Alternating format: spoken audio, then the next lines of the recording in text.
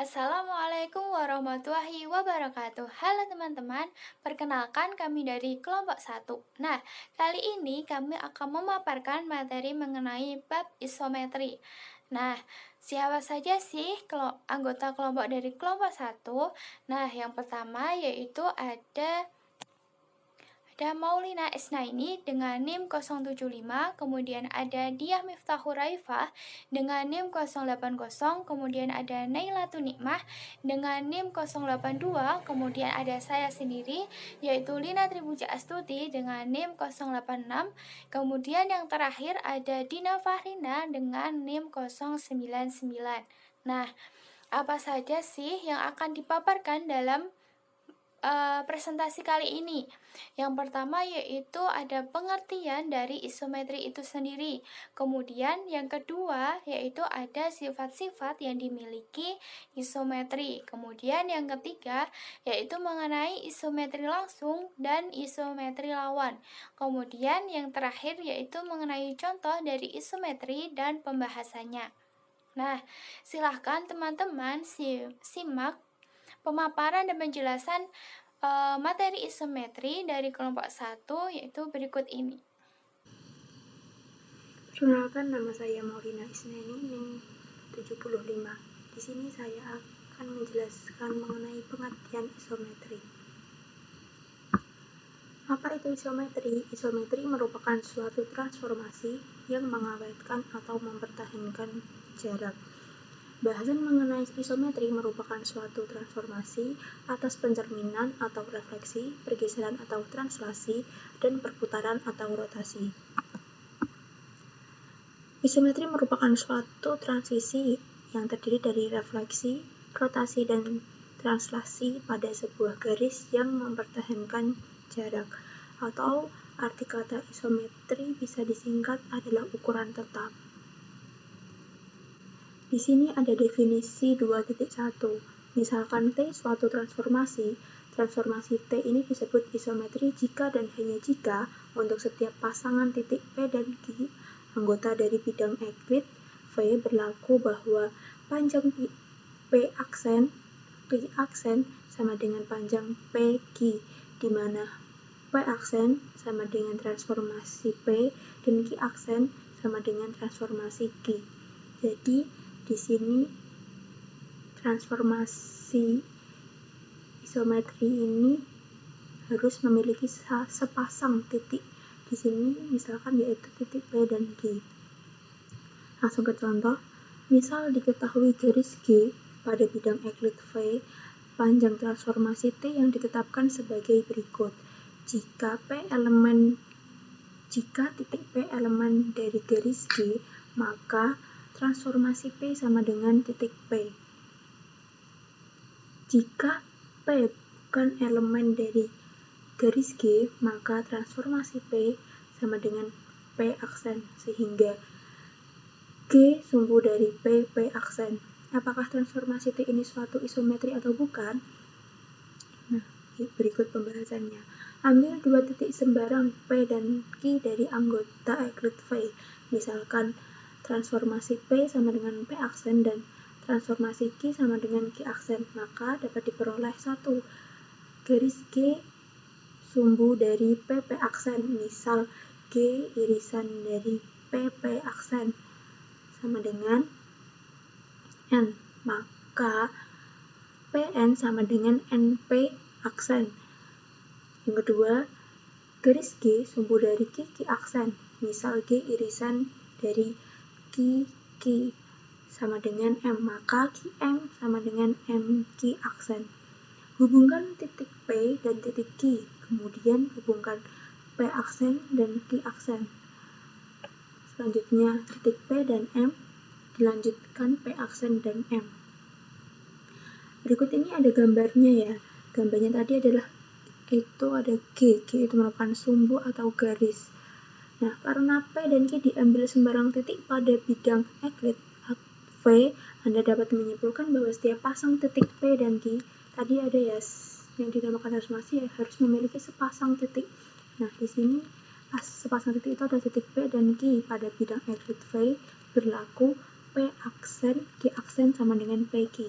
Jadi transformasi T yang ditetapkan seperti di gambar pada contoh 2.1 sudah memenuhi definisi 2.1. Maka dari itu dapat disimpulkan bahwa transformasi T menerapkan suatu isometri.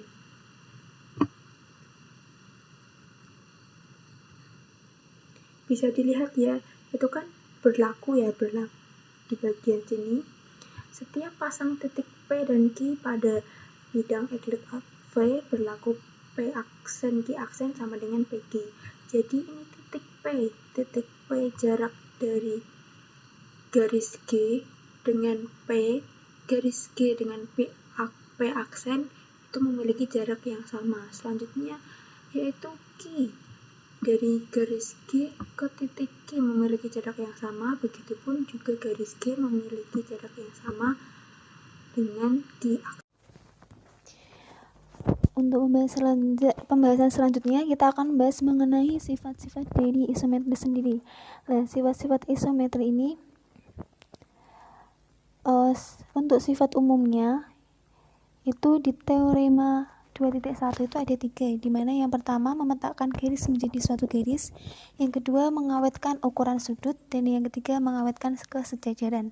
Nah, untuk pemetaan garis menjadi garis ini kita dapat lihat di makalah itu di gambar 2.2, di mana untuk yang memetakan garis menjadi garis itu, andaikan kita memiliki garis G dan T suatu dari isometri, kita akan membuktikan bahwa TG sama dengan H adalah suatu garis juga. Maka kita mengambil nilai dari A bagian dari G, di mana B juga bagian dari G. Maka kita dapat membuat garis di situ, yaitu garis A aksen sama dengan TA bagian dari H, dan juga B aksen sama dengan TB bagian dari H. Itu untuk yang gambar titik 2. Selanjutnya, setelah kita mendapatkan garis itu, kita akan membuktikan bahwa H aksen itu sama dengan H. Maka artinya A aksen, X aksen, B aksen itu yang satu garis itu A aksen kalikan X aksen plus X aksen B aksen sama dengan A aksen kalikan B aksen. Nah, karena T suatu isometri, jadi T ada suatu transformasi, maka ada X, sehingga dari T nilai Tx itu sama dengan E aksen, dapat lihat di gambarnya. Sehingga H aksen bagian atau elemen dari H, sebab bukti berupa berlaku untuk posisi X aksen dengan nilai dari X aksen, A aksen dan juga B aksen, atau A aksen, B aksen dan juga E aksennya. Nah, dari bukti itu kita ambil nilai dari Y aksen bagian dari H aksen. Misalkan Y bagian dari G, sehingga kita dapatkan nilai T dari Y itu sama dengan Y aksen, dengan nilai Y misalkan A, Y, B itu artinya Y bagian dari G, dan A, Y ditambah plus dari Y, B adalah nilai dari A, Y, B. Karena dari T tadi merupakan sebuah isometri, maka A aksen dikalikan dengan Y aksen sama dengan A kalikan Y, dan juga Y aksen dikalikan B aksen sama dengan Y kali B, di mana nilai dari A aksen dan B aksen itu juga merupakan nilai dari AB. Nah, sehingga dari nilai A aksen dikalikan Y aksen di gambar itu ditambah dengan Y aksen dikalikan B aksen, nilainya adalah A aksen kalikan B aksen. Berarti bahwa nilai dari A aksen, Y aksen, dan B aksen itu merupakan ya segaris, yaitu garis yang melalui titik dari A aksen sendiri dan juga titik dari B aksennya. Nah, jadi di situ kita dapat lihat bahwa nilai dari Y, A, B atau A kali B kali Y, sehingga H aksen sama dengan nilai dari H. Nah, untuk hal ini kesimpulannya, misalkan kalau ke sebuah garis, maka nilai H itu juga disebut sebagai garis. Jadi nilai H tadi adalah TG. Ketika G merupakan garis, maka TG juga merupakan suatu garis. Nah, sedangkan untuk yang mengawetkan ukuran sudut, nah kita lihat di sini ketika kita memiliki dua sudut misalkan A aksen itu TA dan B aksen TB dan juga nilai dari C atau TC aksen. Nah, di situ menurut dari bagian tadi, di bagian part awal di pengertian isometri, nilai panjang dari A aksen kali B aksen dan nilai panjang dari B aksen kalikan C aksen adalah suatu garis lurus. Nah, maka dari itu sudut dari A, B, C merupakan panjang dari B aksen gabungan dari nilai dari BC. Maka sudut dari A aksen, B aksen, dan juga C aksen itu merupakan nilai dari panjang B aksen kalikan A aksen bagian dari B aksen kalikan C aksen. Sehingga kesimpulannya di sini sudut dari A aksen, B aksen, C aksen itu sama dengan nilai dari sudut A, B, dan C. Sedangkan untuk mengawetkan kesejajaran itu jadi ketika garis diletakkan posisinya sama, sejajar atau saling berdampingan, maka garis itu dapat disebut sebagai garis yang sejajar. Nah, misalkan di sini tadi di gambar 2.2 itu ada garis B sampai dengan B aksen dan juga X sampai dengan Y aksen. Nah, dua garis itu dapat disebut sebagai garis sejajar. Maka dari isometri sendiri ini dapat dikatakan memiliki tiga sifat itu. Dapat dibuktikan yang pertama, meletakkan garis menjadi suatu garis, mengawetkan garis ukuran sudut, dan mengawetkan kesejajaran. Untuk selanjutnya itu di teorema 2.2, apabila garis G dan H saling tegak lurus dan T suatu isometri, maka TG dan TH juga saling tegak lurus. Nah, tadi kita tahu bahwa nilai garis dari TG sendiri itu merupakan garis H dan TH merupakan garis G. Maka ketika garis G dan H itu kita lihat sebagai garis yang tegak lurus, itu juga dapat disebut bahwa nilai dari TG dan juga nilai dari TH itu juga saling tegak lurus. Itu dapat dibuktikan di bawahnya. Karena sudut yang dibentuk oleh garis G dan H adalah siku-siku dan T suatu isometri, berdasarkan teorema 2.1 bagian B, mengakibatkan bahwa sudut yang dibentuk oleh TG dan TH itu juga siku-siku. Nah, maka karena sudut yang dibentuk dari TG dan TH atau sudut yang dibentuk dari G dan H itu tadi siku-siku, otomatis nilai dari TG dan TH atau G dan H itu merupakan garis yang saling tegak lurus. Sedangkan untuk selanjutnya di teorema 2.3 di mana komposisi dua buah isometri adalah suatu isometri. Nah, ini untuk buktinya, misalkan kita memiliki dua titik T1 dan T2, dan kita membuat komposisi dari dua titik tersebut. Jadi kita dapat membuat titik yang T1 bundaran T2 dan juga T2 bundaran dari T1. Di sini nanti kita akan membuktikan yang nilai dari salah satunya, yaitu dari nilai T1 bundaran dari T2.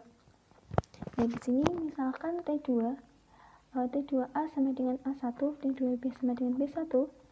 Nah, maka nilai dari T1A1 itu sama dengan A aksen dan T1B1 sama dengan B aksen. Jadi hal yang diketahui di atas tadi, kita dapat mengetahui yang pertama T1 bundaran dari T2 itu A sama dengan T1, T2A sama dengan T1 dikalikan A1 sama dengan A aksen. Jadi T1 bundaran T2A itu sama dengan A aksen, sedangkan T1 bundaran T2 itu merupakan B aksen. Nah, karena dari T2 isometri, maka nilai dari A1 B1 sama dengan AB, dan karena T1 isometri, maka B aksen A aksen sama dengan A1 kali B1. Jadi di sini ketika nilai dari titik T2 memiliki titik A1 dan B1, atau misalkan titik lain X1 Y1 dan hasilnya AB, dan ketika T itu T2 atau T1 nanti isometri, maka titiknya juga akan isometri. Selanjutnya itu karena A aksen B aksen sama dengan A1 B1, maka A aksen B1 sama dengan AB dan aksen sama dengan AB. Jadi T1 itu dapat dibuktikan bundaran atau komposisi dari T2. Syaratnya tadi dari T1 dan T2 itu merupakan suatu yang sudah dibuktikan bahwa itu isometri. Kemudian saya akan menjelaskan tentang isometri langsung dan isometri lawan. Definisi 2.2, misalkan P1, P2, P3 adalah ganda 3 titik yang tidak koliner. Nah, koliner itu apa? Koliner itu adalah tidak satu garis lurus ya, tidak pada satu garis lurus. Nah, apabila urutan perputaran P1, P2 ke P3 sesuai dengan perputaran jarum lonceng disebut memiliki orientasi negatif. Nah, jadi jika perputarannya itu sesuai dengan jarum lonceng ke kanan ya, berarti orientasinya negatif. Nah, apabila perputaran P1, P2 ke P3 berlawanan dengan perputaran jarum lonceng, berarti kemana? Ke kiri ya. Ke kiri itu adalah disebut memiliki orientasi positif. Kemudian contoh 2.2, misalkan diberi 6 buah titik ya, gambarnya itu pada gambar 2.4 itu di bawahnya. Karena urutan perputaran A, B ke C berlawanan dengan perputaran jarum lonceng jam ya, berlawanan berarti ke kiri ya, maka ABC berorientasi positif ke kiri ya. Sedangkan urutan perputaran PQ ke R tuh sesuai dengan perputaran jarum lonceng, akibatnya PQR berorientasi negatif ya. Berarti ke kanan ya. Ke kanan itu orientasi negatif. Kemudian definisi 2.3, misalkan T suatu orientasi, T itu disebut mengawetkan orientasi apabila setiap ganda titik 3 titik ya, P1, P2, P3 yang tidak koliner. Tidak koliner adalah apa? Tidak pada satu garis lurus. Nah, tidak pada satu garis lurus orientasinya, maka sama dengan orientasi dari petanya. Nah, jika itu 3 titik tadi itu tidak koliner atau tidak pada satu garis lurus, orientasinya itu sama dengan orientasi dari petanya atau dari gambarnya. Sementara itu, lainnya disebut tidak mengawetkan orientasi. Lainnya itu artinya apa? Artinya itu adalah kebalikannya. Jadi kebalikannya itu adalah mengawetkan orientasi. Jadi seperti itu. Kemudian definisi 2.4, suatu transformasi T disebut transformasi langsung jika dan hanya jika transformasi itu mengawetkan orientasi. Sementara itu, transformasi T disebut transformasi lawan jika dan hanya jika transformasi itu tidak mengawetkan orientasi. Nah, jadi ini transformasi T itu transformasi langsung itu jika transformasi itu mengawetkan orientasi. Mengawetkan orientasi tadi sebelumnya sudah dijelaskan apabila tidak koliner. Tidak koliner berarti apabila tidak pada satu garis lurus. Nah, kemudian transformasi lawan itu jika dan hanya jika transformasi tidak mengawetkan orientasi. Artinya tidak pada koliner. Tidak mengawetkan orientasi itu apabila koliner ya. Seperti itu. Berarti hanya kebalikannya saja. Bisa dipahami ya? Di sini saya akan melanjutkan penjelasan dari Mbak Naila mengenai isometri langsung dan isometri lawan. Nah, di sini terdapat definisi 2.5 yang berbunyi bahwa isometri langsung adalah isometri yang merupakan transformasi langsung. Sedangkan isometri lawan adalah isometri yang merupakan transformasi lawan. Nah, berarti jika ada kata langsung, maka namanya dengan yang langsung. Kemudian kalau isometri lawan dengan yang transformasi lawan. Nah, selanjutnya kita akan mengenai contoh 2.3. Nah, jika teman-teman semua sudah memperhatikan transformasi yang ditetapkan dalam contoh 2.1 yang telah dijelaskan Mbak Naila tadi, maka sudah ditelusuri bahwa transformasi T ini merupakan suatu isometri. Nah, dari pernyataan ini maka akan timbul sebuah pertanyaan. Nah, Apakah T ini merupakan isometri langsung atau isometri lawan? Untuk menarik kesimpulan dari pernyataan di atas, maka kita perhatikan gambar 2.5. Nah, di sini sudah ada gambar 2.5. Nah, kita misalkan kita ambil 3 titik tak kolinier sembarang yaitu A, B, C. Kemudian kita cari transformasi A, transformasi B, dan transformasi C. Kita misalkan bahwa transformasi A sama dengan A aksen, transformasi B sama dengan transformasi B sama dengan B aksen, dan transformasi C sama dengan C aksen. Nah, jika dilihat dalam gambar 2.5 ini bahwa titik ABC ini itu perputarannya berlawanan dengan jarum, maka titik ABC ini berorientasi positif. Kemudian sedangkan titik A aksen, B aksen, dan C aksen itu perputarannya searah dengan jarum, maka berorientasi negatif. Maka dapat disimpulkan bahwa transformasi T merupakan transformasi lawan. Akibatnya, T itu sendiri suatu isometri lawan. Nah, materi selanjutnya, bab selanjutnya mengenai contoh dan pembahasan akan dijelaskan oleh Mbak Dina Fahrina. Oke, selanjutnya kita ke contoh dan pembahasan. Nah, di sini ada contoh. Misalkan V bidang Euklides dan A sebuah titik tertentu pada V. Transformasi T yang ditetapkan sebagai berikut. A. Transformasi A sama dengan A. Yang B. Apabila P elemen dari V dan P tidak sama dengan A dan transformasi dari P sama dengan P aksen. Dengan P aksen ini merupakan titik tengah ruas garis AP.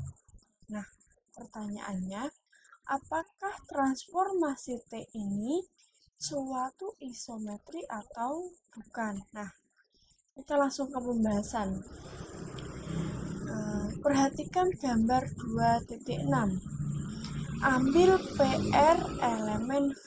Misalkan P aksen ini sama dengan transformasi dari P dan R aksen sama dengan transformasi dari R.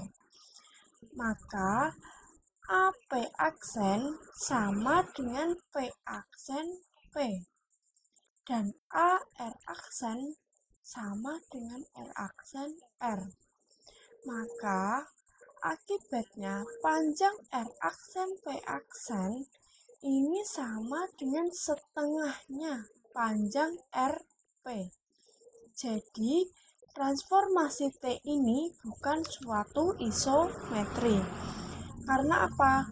Karena bertentangan dengan definisi 2.1 yang berbunyi setiap pasang titik P dan Q anggota dari bidang Euklides V berlaku bahwa panjang P aksen Q aksen sama dengan panjang P Q aksen, di mana P aksen ini sama dengan transformasi dari P dan Q aksen ini sama dengan transformasi dari P. Nah, sedangkan dalam gambar 2.6 ini atau transformasi T ini, R aksen P aksennya sama dengan setengah panjang RP-nya. Jadi, transformasi ini bukan suatu isometri. Nah, untuk contoh yang lain bisa teman-teman baca di buku masing-masing. Sekian presentasi dari kelompok kami. Apabila ada kesalahan, mohon dimaafkan, dan apabila ada yang belum dipahami, silahkan bisa ditanyakan. Cuci tangan sampai bersih. Cukup sekian, terima kasih. Wassalamualaikum warahmatullahi wabarakatuh.